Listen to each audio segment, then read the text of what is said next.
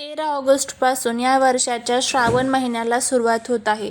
सनातन धर्म आणि हिंदू संस्कृतीमध्ये श्रावण महिन्याला सर्व महिन्यांमध्ये श्रेष्ठ आणि अत्यंत पवित्र मानले गेले आहे.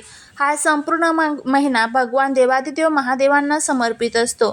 धार्मिक मान्यतेनुसार श्रावण महिन्यात महादेव पृथ्वीवर निवास करतात आणि आपल्या भक्तांच्या लहान-सहान भक्तीनेही अत्यंत प्रसन्न होतात. पुराणांनुसार समुद्र मंथनातून निघालेले विष पिऊन जेव्हा भगवान शिवशंकरांनी सृष्टीचे रक्षण केले, तेव्हा त्याचा दाह शांत करण्यासाठी सर्व देवदेवतांनी त्यांच्यावर जलाभिषेक केला होता. तो काळ श्रावण महिन्याचाच होता. म्हणूनच या महिन्यात महादेवाला जल अर्पण करण्याचे, त्यांची पूजा अर्चा करण्याचे विशेष महत्त्व आहे. हा महिना केवळ धार्मिक दृष्टिकोनातूनच नाही, तर आरोग्याच्या आणि निसर्गाच्या दृष्टिकोनातूनही अत्यंत महत्त्वाचा मानला जातो. आजच्या या व्हिडिओमध्ये आपण श्रावण महिन्याचे संपूर्ण महत्त्व, या महिन्यात काय करावे, कोणत्या चुका अजिबात करू नये, कोणते विशेष उपाय करावेत, महादेवांची सोपी व प्रभावी पूजा पद्धत आणि सर्वात महत्त्वाचे म्हणजे श्रावण महिन्यात सत्यनारायण केल्याने काय घडतं आणि या महिन्यात नेमकं काय करावं, काय टाळावं, सत्यनारायण करावं की नाही करावं आणि जर करायचंच असेल तर किती करावं, या संदर्भाची माहिती आपण बघणार आहोत. या आजच्या व्हिडिओमध्ये मी तुमच्यासोबत शेअर करणार आहे, त्यामुळे व्हिडिओ हा स्किप न करता शेवटपर्यंत पहा. जर या चॅनलवरती नवीन असाल तर चॅनलला सबस्क्राईब करा आणि कमेंटमध्ये ओम नमो भगवते वासुदेवाय नमः किंवा ओम नमः शिवाय लिहायला अजिबात विसरू नका. श्रावण महिना हा आत्मशुद्धी आणि भक्तीचा महिना आहे. त्यामुळे या महिन्यात आपल्या दिनचर्येत काही सकारात्मक बदल करणे आवश्यक असते. या महिन्यात रोज सकाळी सूर्योदयापूर्वी उठून स्नान करावे आणि स्वच्छ वस्त्रे परिधान करावीत. शक्य असल्यास रोज सकाळी किंवा संध्याकाळी शिवमंदिरात जाऊन महादेवांचे दर्शन घ्यावे. श्रावण महिन्यात दर सोमवारी उपवास करण्याचे विशेष महत्त्व आहे. परंतु जर तुम्हाला आरोग्याच्या कारणांमुळे उपवास शक्य नसेल तर तुम्ही सात्विक आहार घेऊनही महादेवांची भक्ती करू शकता. हा संपूर्ण महिन्यात सात्विक विचार आणि सात्विक आहार ठेवावे. घरात रोज सकाळी आणि संध्याकाळी धूप दीप दाखवून वातावरण प्रसन्न ठेवावे.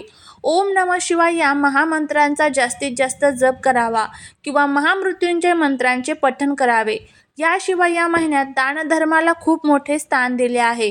गरीब, गरजू किंवा अन्नछत्रात अन्नदान करणे, कपडे दान करणे किंवा पशुपक्ष्यांसाठी पाण्याची व अन्नाची सोय करणे अत्यंत पुण्यदायी मानले जाते.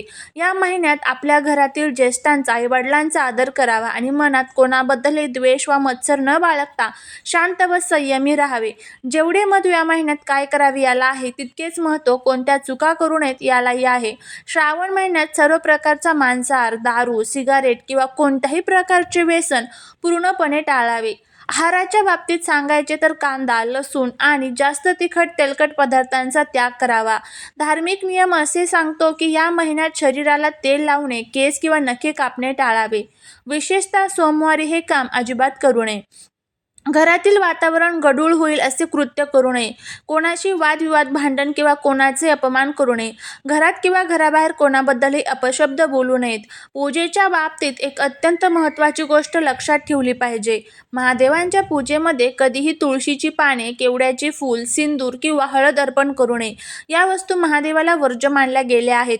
तसेच शिवलिंगावर अर्पण केलेले जल आणि दूध थेट पितळ किंवा तांब्याच्या पात्रातूनच अर्पण करावे. दूध जे असतं तर ते आपल्याला स्टीलने अर्पण करायचं असतं. तांब्याने दूध हे चुकूनही अर्पण करायचं नसतं, कारण ज्या वेळेस तांब्यामध्ये आपण दूध टाकतो त्यावेळेस त्याचं विष तयार होत असतं.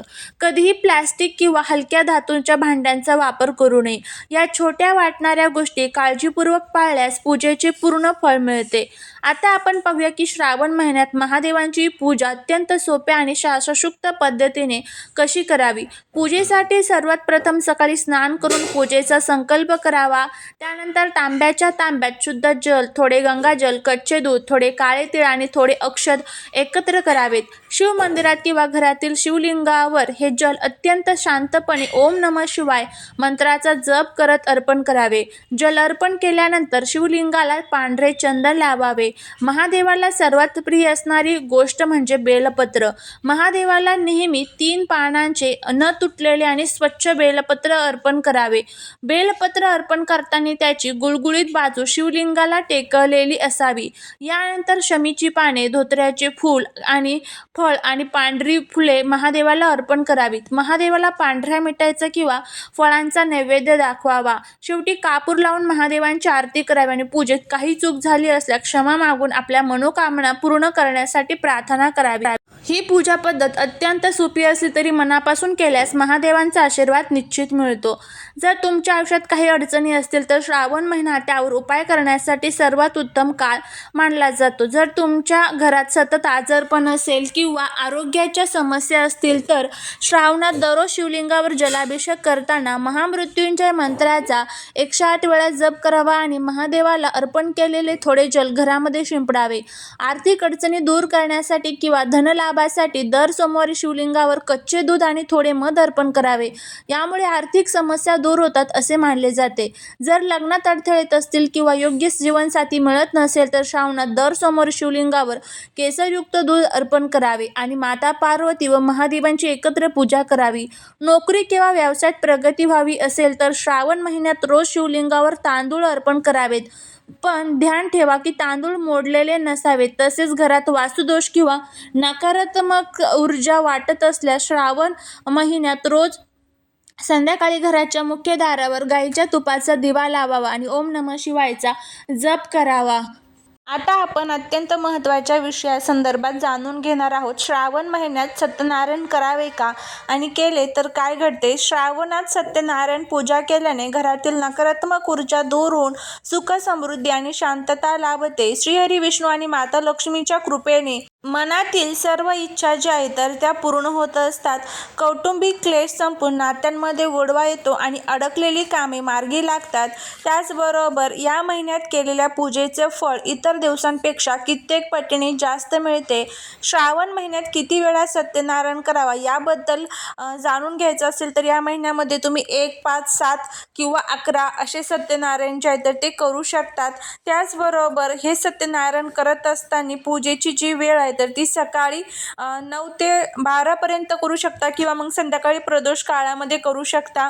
संकल्प करून तुम्हाला हे सत्यनारायण करायचं असतं. सत्यनारायणाची पूजा मांडून घ्यायची आणि त्यानंतर संकल्प करायचा आहे की तुम्ही किती दिवस हे सत्यनारायण करणार आहात. जर तुम्ही 3 दिवस, 5 दिवस आणि 7 दिवस जर असे सत्यनारायण करणार असाल तर सलग तुम्हाला ती पूजा जी आहे तर ती 7 दिवस तशीच ठेवायची आहे किंवा जितके दिवस तुम्ही करणार आहात तितके दिवस ती पूजा जी आहे तर ती तशीच ठेवायची आहे. फक्त फुलं वगैरे चेंज करून घ्यायची आहे आणि परत पूजा आपल्याला उचलायची नाही. ज्यावेळेस तुमचं शेवटचं सत्यनारायण होईल त्याच दिवशी तुम्हाला ती संपूर्ण पूजा जी आहे तर ती काढून घ्यायची आहे. अशा पद्धतीने हे श्रावणामध्ये सत्यनारायण जे आहे तर ते केले जातात. भगवान विष्णू हे महादेवांचे आराध्य आहेत आणि भगवान शिवशंकर हे विष्णूंचे आराध्य आहेत. त्यामुळे श्रावणात जर विष्णूंची पूजा केली तर आपल्यावरती भगवान विष्णू आणि महादेव या दोघांचीही कृपा प्राप्त होत असते. त्यामुळे जर शक्य झालं तर एक तरी सत्यनारायण तुम्हाला करायचं आहे. मग तो तुम्ही पौर्णिमेच्या दिवशी जरी केला तरी देखील चालू शकतं. अशा पद्धतीने ह्या छोट्या छोट्या गोष्टी ज्या आहेत तर त्या तुम्हाला पाळायच्या आहेत. जर तुम्हाला हा व्हिडिओ आवडला असेल तर व्हिडिओला लाईक करा, शेअर करा, सबस्क्राईब करा. भेटूया एका छानशा नवीन व्हिडिओत नवीन माहितीसोबत. तोपर्यंत सर्वांना श्री स्वामी समर्थ.